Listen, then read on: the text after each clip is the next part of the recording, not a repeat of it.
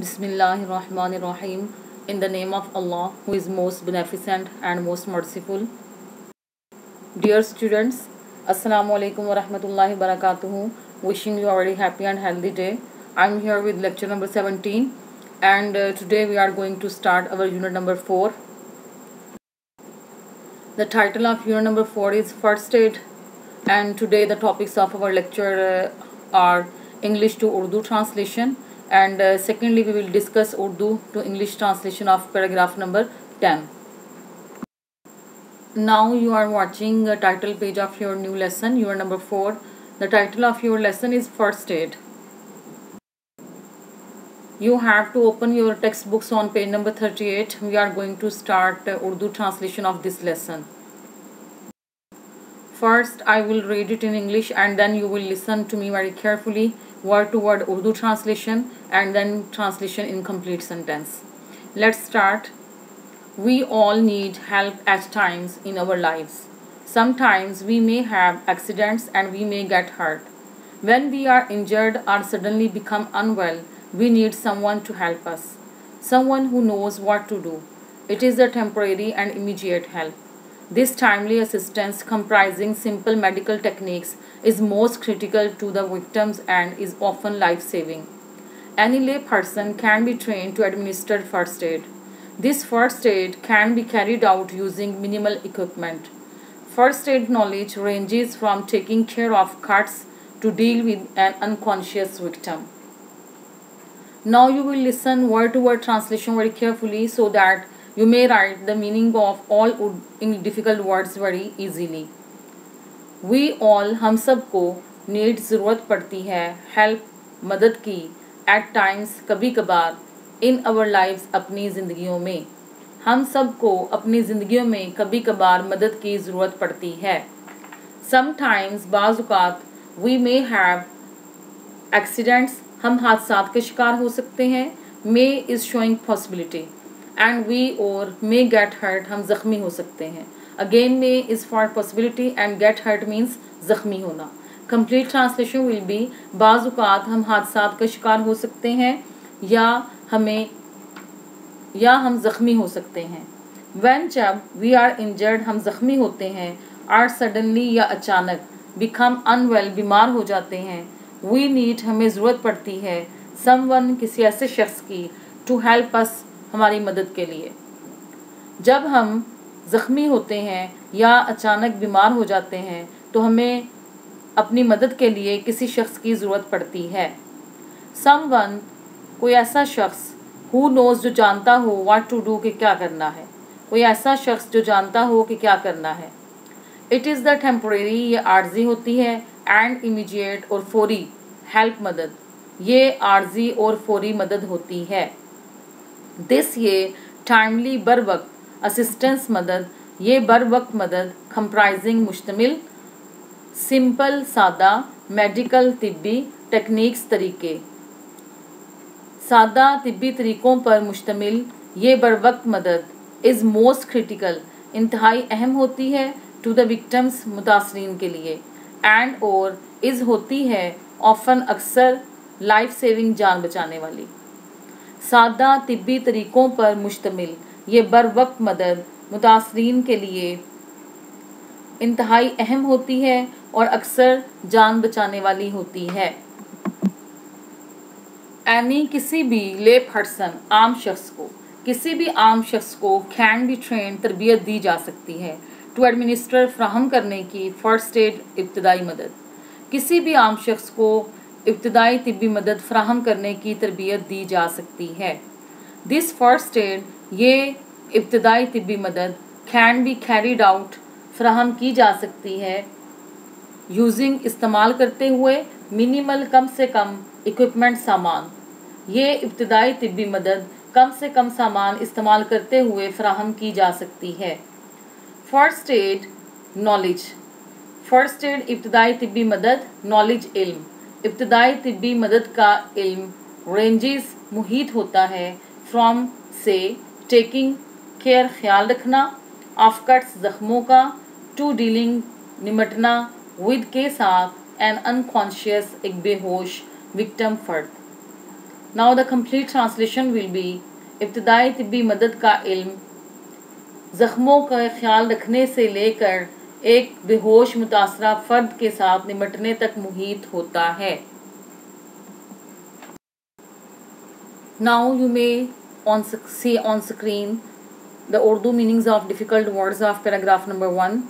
At times mean कभी कभार, get hurt ज़ख्मी होना, become unwell बीमार होना, temporary आर्जी, immediate फौरी, timely बरवक्त, assistance मदद, critical बहुत अहम, victims मुतासरीन, often अक्सर, carried out अमल में लाना, minimal कम से कम, equipments साजो सामान, unconscious means बेहोश। Now see second paragraph's translation. Cuts and scrapes.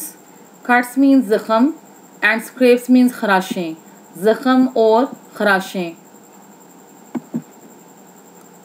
Handling संभालना, माइनर छोटे मोटे एक्सीडेंट्स हादसात को, एट होम घर पर, आर या ऑन द रोड सड़क पर, घर पर या सड़क पर छोटे मोटे हादसात को संभालना, डिवेल्प्स पैदा करता है, अ सेंस एक शऊर, क्राइसिस बुहरान, मैनेजमेंट इंतज़ामो इंसराम। कंप्लीट ट्रांसलेशन विल बी, घर पर या सड़क पर छोटे मोटे हादसात को संभालना बुहरान के दौरान इंतज़ामो इंसराम का शऊर पैदा करता है।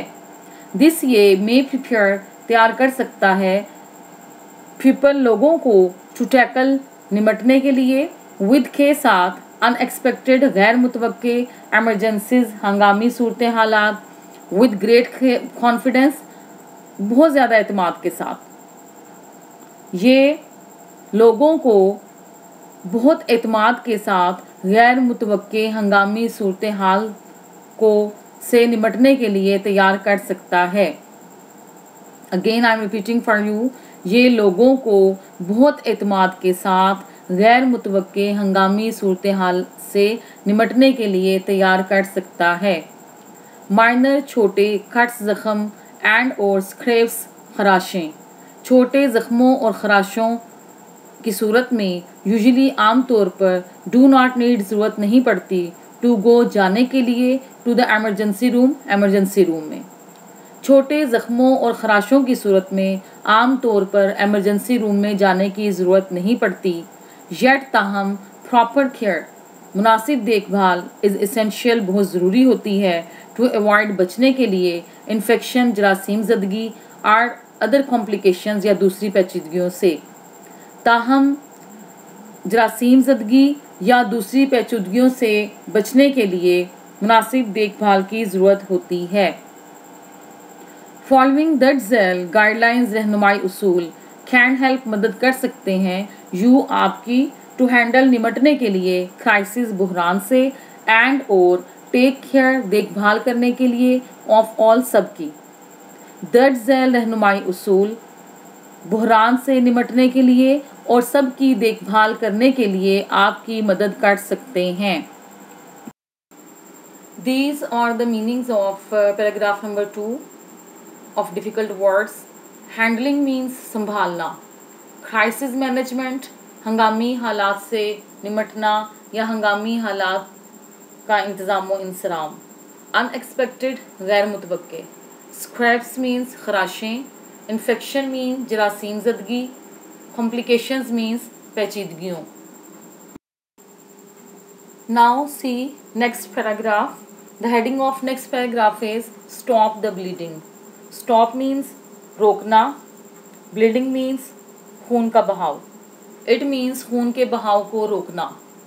Minor cuts मामूली ज़ख़म and scrapes और खराशों से, usually आमतौर पर, stop बंद होना, bleeding खून बहना, on their own खुद ब खुद। छोटे ज़ख़मों और खराशों से आम तौर पर खून बहना खुद ब खुद बंद हो जाता है या खुद ब खुद रुक जाता है। इफ़ अगर, दे डोंट अगर ऐसा नहीं होता, अप्लाई डालें, जेंटल नर्म, प्रेशर दबाओ, जेंटल मीन्स हल्का सा या नर्म, प्रेशर दबाओ, विद के साथ, अ क्लीन क्लॉथ एक साफ कपड़ा, आर या बैंडेज पट्टी। इफ़ दे डोंट अगर ऐसा नहीं होता, इट मीन्स कि अगर खून बहना खुद ब खुद बंद नहीं होता। But we have to translate it, that's why we will translate like this कि अगर ऐसा नहीं होता, apply gentle pressure with a clean cloth और बैंडेज, तो एक साफ कपड़ा या पट्टी लेकर उस पर हल्का सा दबाव डालें। होल्ड द प्रेशर, दबाव डाले रखें कंटिन्यूसली, मुसलसल, फॉर 20 to 30 सेकेंड्स, 20 से 30 सेकेंड तक। दबाव 20 से 30 सेकेंड तक मुसलसल दबाव डाले रखें। एंड और इफ़ अगर पॉसिबल मुमकिन हो, एलिवेट ऊंचा रखें द वूंड, ज़ख़म को, और अगर मुमकिन हो तो ज़ख़म को ऊंचा रखें। Now the complete translation of this sentence will be 20 से 30 सेकेंड तक मुसलसल दबाव डाले रखें और अगर मुमकिन हो तो ज़ख़म को बुलंद रखें या ऊंचा रखें। डोंट कीप चेकिंग, बार बार मत देखें, टू सी इफ़ आया द ब्लीडिंग हैज़ स्टॉप्ड, कि क्या खून रुकना बंद हो गया है, बिकॉज क्योंकि दिस में डैमेज, ये नुकसान पहुंचा सकता है, आर डिसलॉज, या अपनी जगह से उखाड़ सकता है, अपनी जगह से हटा सकता है, द क्लॉट, खंड को, जमे हुए खून को खंड कहते हैं। तो the translation of this sentence will be कि बार बार ना देखें कि आया खून बंद हो गया है कि नहीं, क्योंकि ये खंड को नुकसान पहुंचा सकता है या अपनी जगह से हटा सकता है, दैट इज़ फॉर्मिंग, जो बन रहा है। एंड और कॉज, सबब बन सकता है, ब्लीडिंग टू रिज्यूम, ब्लीडिंग खून का बहना, रिज्यूम दोबारा किसी चीज़ का जारी होना। So the translation will be and cause bleeding to resume, और दोबारा खून बहने का सबब बन सकता है। Now the complete translation will be like this कि बार बार ना देखें कि क्या खून रुक गया है कि नहीं, क्योंकि ये खंड को नुकसान पहुंचा सकता है या अपनी जगह से हटा सकता है जो बन रहा है, और खून के दोबारा बहने का सबब बन सकता है। इफ़ अगर ब्लड, खून, स्पर्ट्स, फूट पड़ता है, आर कंटिन्यूज, ये जारी रहता है, फ्लोइंग, बहना, आफ्टर के बाद, कंटिन्यूस, मुसलसल, प्रेशर, दबाव, अगर मुसलसल दबाव के बाद खून फूट पड़ता है या बहना जारी रहता है, सीख, हासिल करें, मेडिकल, तिब्बी, असिस्टेंस, मदद, तो तिब्बी मदद हासिल करें। These are the meanings of difficult words of paragraph number 3. On their own means खुद ब खुद, gentle pressure, हल्का सा दबाव, bandage means पट्टी, elevate means ऊंचा रखना, dislodge अपनी जगह से हटाना, clot means खंड या खून की सख्त या जमा हुआ खून, resume means होता है दोबारा जारी होना, spurt means फूट पड़ना। Now see next paragraph and the last paragraph of today's lecture. Clean the wound, ज़ख़म साफ करना। Rinse out, साफ करें या धोएं, the wound, ज़ख़म को, with के साथ, clean water, साफ पानी के साथ, ज़ख़म को साफ पानी के साथ धोएं।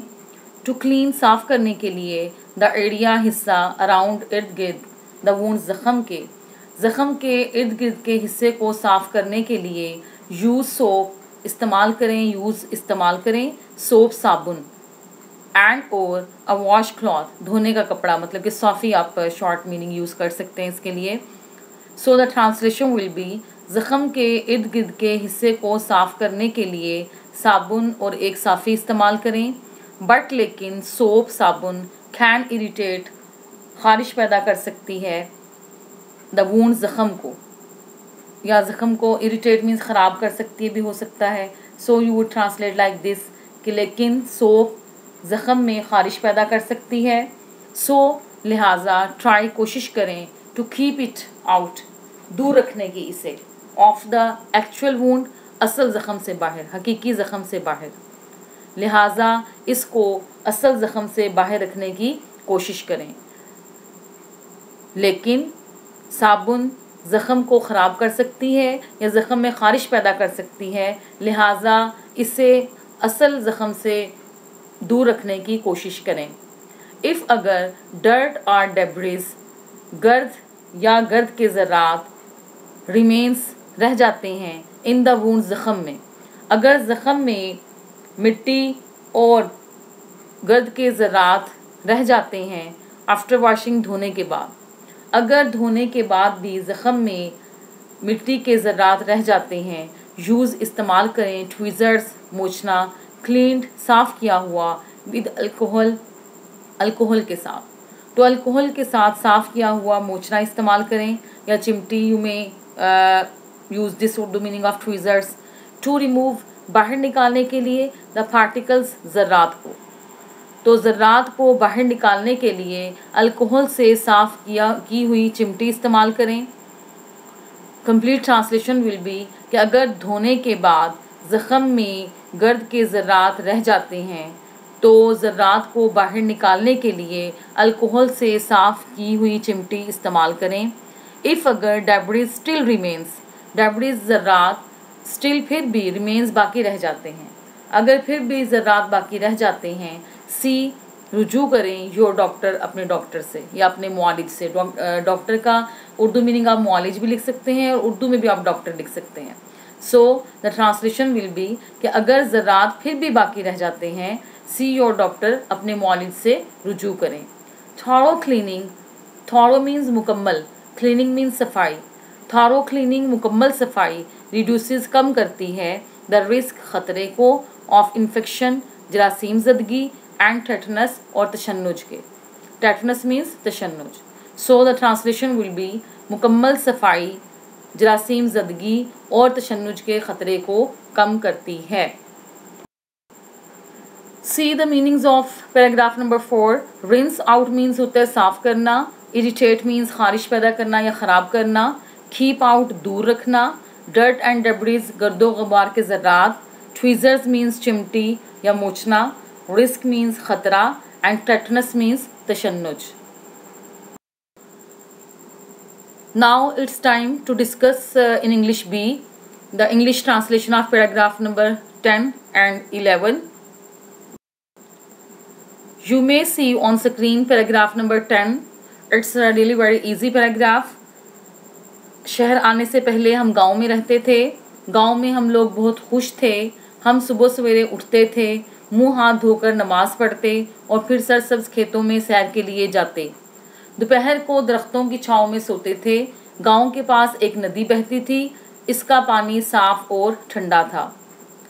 Dear students, till now you have prepared translation of 9 paragraphs and I told you every time the method of preparation of these paragraphs translation. First, you people will prepare the vocabulary of these paragraphs. You must know the English of every Urdu word. Then you will take every sentence one by one. You will identify tense of every sentence and then by following the rules of that tense you will translate each and every sentence. Now you may see that this paragraph is very easy, very short sentences are there, very common vocabulary is here, and you may see that this paragraph you have to translate into past tense. So I would suggest you that follow my method that I have told you the different steps for preparation of its translation, and then you will prepare this paragraph.